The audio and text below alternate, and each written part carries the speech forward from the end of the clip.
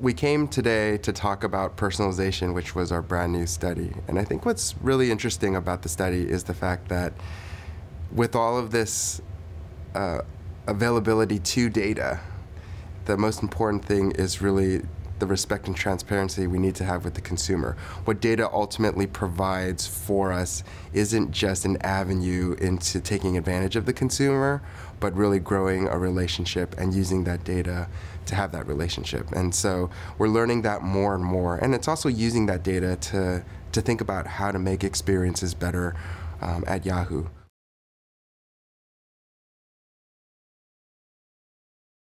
It doesn't matter if it's on the quote-unquote old screen, which is the television, or the newer screens, whether it's laptop, mobile, or tablet.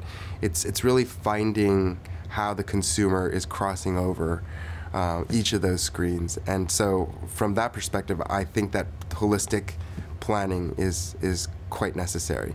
It's really about sequential messaging across devices and not thinking that the consumer just stops. We all know, even from our own research at Yahoo, as I'm sure Millward Brown has as well, that multitasking happens to a lot of folks that actually own a phone. In fact, we know that 80% of those that own a phone are multitasking, and 60% are doing it on a daily basis.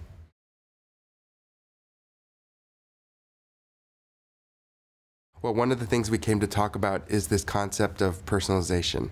And it's really twofold. On one front, it's working with publishers that ultimately use this technology to create this ability to engage the consumer in a much more elegant way.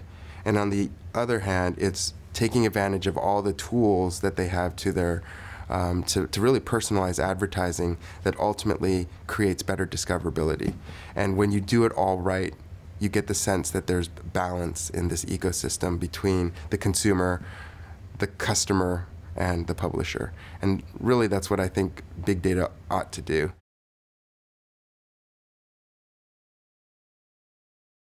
Well, there's so many ways to take advantage of the data, and I think that actually came through in the study. And so it really starts with the objective of it all. That one example that I was able to showcase for Buffalo Wild Wings really thought about the content experience of fantasy football and really took advantage of the fact that the most fun part of the game is really the competition.